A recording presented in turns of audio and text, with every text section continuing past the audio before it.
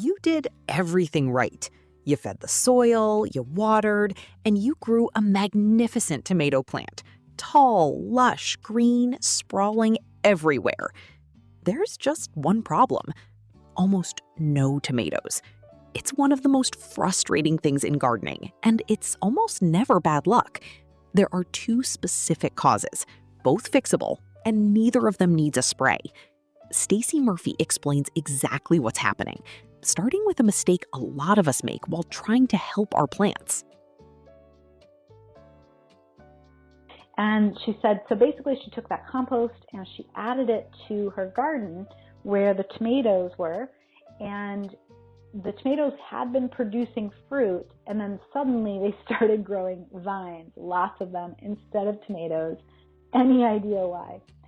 Yeah, I have an idea why. So remember, this is possible. This is my theory, but you tell me if this sounds right. So this Q&A was recorded at a past Grow Your Own Vegetables event where Stacey Murphy explains why tomato plants grow all vine and no fruit and how to fix it.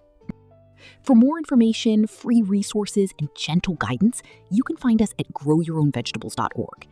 And to grow alongside other gardeners just like you, join our free community at gyov.org. And she said, so basically she took that compost and she added it to her garden where the tomatoes were, and the tomatoes had been producing fruit, and then suddenly they started growing vines, lots of them, instead of tomatoes. Any idea why?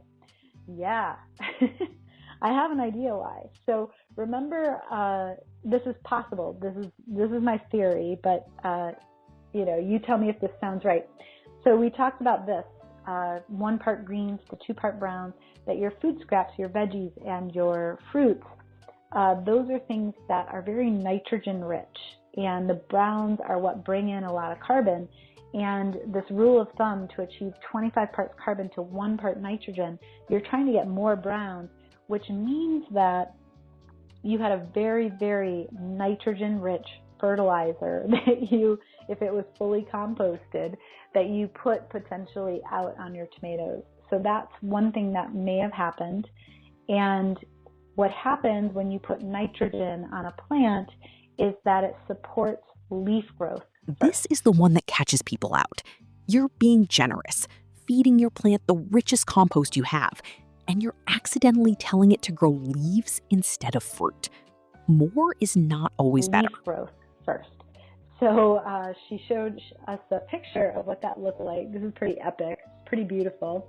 Looks like a lot of vines all growing together there. And let's see, they started growing out of control. I've thinned barrel loads of vines off these, and they just keep growing. As usual, they stop producing in the heat of the summer. But now that it's fall, the cherry tomatoes have started producing, but not the better boys that did so well in the spring.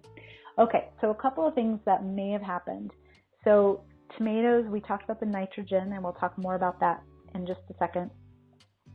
The other thing that may have happened, Sue was mentioning that tomatoes stop producing at a certain temperature. So typically when temperatures are above 85 degrees regularly, the blossoms will start to drop off the vine, and you'll just be left with greenery. And then 2 causes. That's it. Work out which one is yours. Did you feed heavily, or has it been brutally hot? And the fix follows directly. Greenery. And then what happens is that it takes a while for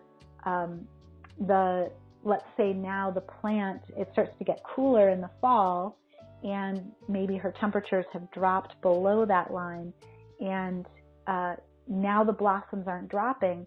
It takes a good 20 to 30 days for blossoms to become green fruit, and then it takes another 20 or 30 days for those green fruit to become ripened, I should say mature green, meaning that they're ready to turn. And it takes even longer for them to fully mature into the red tomato or whatever color we're looking for. So the time that it takes from when the temperatures start to drop below that heat zone to the time when you might get a better boy is probably 2 months, I would say. That would be my guess. So don't rip the plant out in frustration. Once the heat breaks and you see blossoms holding, you're about 2 months from ripe fruit. Count it out so you know what to Would be my expect. guess. So if you experience some really high temperatures, you might start to see those better boys coming in at some point. Now, the thinning of the vines was a good idea. I think that's a great idea. Look for the vines that don't, where maybe the blossoms were dropped off of them. There's no blossoms, no flowers, and just cut them all off. You don't need any of that stuff, right? And so just a quick overview, there are 3 main nutrients in your soil, and then there's a whole host of micronutrients, macronutrients, and trace nutrients. So the 3 main nutrients that people talk about often are NPK, nitrogen, phosphorus, potassium. So that's when you see a bag at the store and it says 30, 0, 0. That would mean it's like 30 parts nitrogen to 0 parts phosphorus to 0 parts potassium. So with the nitrogen, here you see it's all about that strong leaf growth, that dark green color. So I think your compost probably was heavily nitrogen based, and you want to get more other matter in there. And then phosphorus is what supports roots, and then also that fruit growth, that seed formation. Now, you don't necessarily want to go out there and dump phosphorus on your crops to just produce more fruit. I would go for a more balanced approach and try to create a balanced compost so that everything is there when the plant needs it. And then potassium is really kind of everything. It's disease and stress resistance, it's flavor, it's color, it's plant vigor. So it kind of helps in all realms, all right? But I'm guessing you probably had a really rich nitrogen-based compost, and that's what happened. Screenshot this. Once you can read those 3 numbers, you'll never again feed a fruiting plant something that only makes leaves. Lower first number for tomatoes. What happened. And for those of you, we talked about soil earlier. Your next step, if you're new to gardening and you've maybe done a round of crops, you've tried to grow, and you've grown root vegetables and greens, and now it's like, okay, I'm starting to get the hang of this stuff. It's probably time at some point when things start to look wonky, it might be time to get a soil test. And what you can do with a soil test is look for all the different trace nutrients that those vegetables want. And here's a list of all those vegetables and all the different roles that the different nutrients have for the plant. And so what happens is if the plant doesn't have one of these macronutrients, micronutrients, or trace elements, is that they start to turn funny colors because some kind of plant function is not happening. So I mentioned this in the 40-Day Garden Challenge, that if your leaves all start changing color, that's some sort of soil deficiency. And so some different examples of those deficiencies, it might mean that you get yellowing, it might mean that you get veining, it might mean that you get white edges, it might mean that you get purple leaves. All of these different things are possibilities. And so that's something to consider. Now, the other thing I just wanted to say is, so my hypothesis here is that Sue had this nitrogen-rich compost. It produced a whole bunch of vines. There's one other thing that could have happened, but I'm guessing because the rest of her garden is maybe doing well that this may not be the case. But it's possible with soil, so this is another thing about soil to start to understand. I know if you're just getting started, this can be overwhelming. There's a lot to learn about soil. The ideal pH for vegetables is somewhere around 6.8, and the reason we say that, it's a rule of thumb, and some vegetables like a soil that's more acidic and some like a soil more basic. But the reason that we like that line is that look down this chart, and what you'll see is that all the different nutrients that you need are kind of maximized at that 6.8. And so that's the ideal place where the plant makes these nutrients available. So let's say, Sue, your pH was a 6.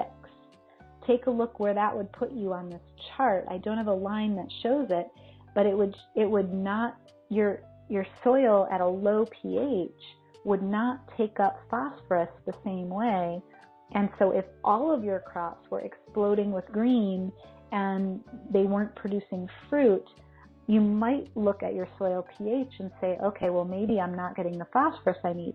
You might, it's a possibility that there might not be phosphorus present, but the other idea is that phosphorus might be present, but it's not being taken up by the plant. It's not available because the pH is not where it needs to be. So if this is a new concept to you, this might just blow your mind. The first time I saw this graphed out, I was like, oh, I see how that works. And if you're kind of fuzzy on this, I totally get that too.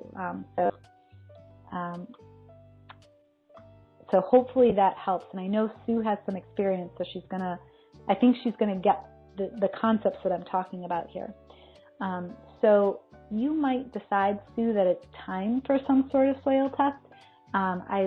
And usually a soil test will come with, here's the targeted ranges of what we want those micronutrients and macronutrients to be, and then, a target area, and then like, where are you doing well, where do you have too much, where do you have too little, and you can start to see connections between what's happening with your plant and what's happening in your soil.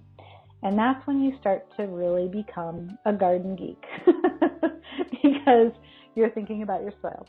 Now, with your tomato plants, what you can do, and it sounds like you already started cutting away a lot of the greenery. That's awesome.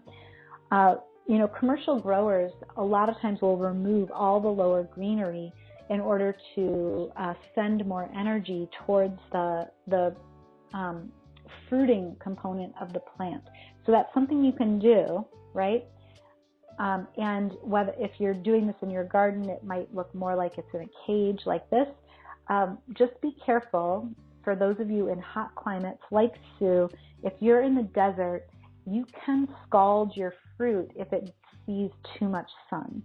So you might want to have like just a little bit of shadow and dappled light on those fruits. And just, instead of this image where it's like the greenery is all gone, basically this idea where the greenery is right above the fruit. So those are some ideas for you about what happened with the tomatoes. And I know what it's like to have out of control vines. It's so frustrating because it looks like the plant is huge, but at the same time, what you want is the fruit, and you're not seeing the fruit. So take a look to see all the vines that don't have the setting fruit from the heat from the past. Just cut them down, get rid of them, and prune them back so that you have just the parts that are setting fruit now that it's cooling off. All right, so I hope that helps. And I don't know that you're going to be able to adjust right away to that swing of a lot of nitrogen. I don't typically think it's a good idea to see a swing like that and then try to adjust it a different way and like throw a bunch of phosphorus at it, because what's going to happen in the long run is you're just going to end up with these weird out of sync relationships between all the nutrients. So in the future, I would just work towards a more full spectrum compost and get those browns in there too. Think about where you started. A gorgeous green plant that refused to give you a single tomato. Now you know why. Too much nitrogen told it to grow leaves instead of fruit. So read those 3 numbers on the bag and keep the first one low.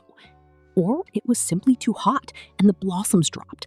So wait, because about 2 months after the heat breaks, the fruit arrives. Prune off the blind, viney growth and let the plant put its energy where you want it. A magnificent plant with no fruit isn't a failure. It's a plant waiting for the right signal. You're not the gardener staring at a fruitless plant in frustration anymore. You know how to read the signals. If you want to keep learning from Stacey Murphy, join our free community of growers at goyov.org. This Q&A was recorded at a past Grow Your Own Vegetables event, and what Stacey just shared took years of growing to learn. Now imagine sitting down with 15 experts exactly like her. 15 of the most respected gardeners, herbalists, and soil scientists on the planet, each sharing the single most powerful lesson they know. All of it waiting for you right now, completely free at the Superfood Garden Summit. Go to growyourownvegetables.org/summit, register in 30 seconds, and start watching immediately.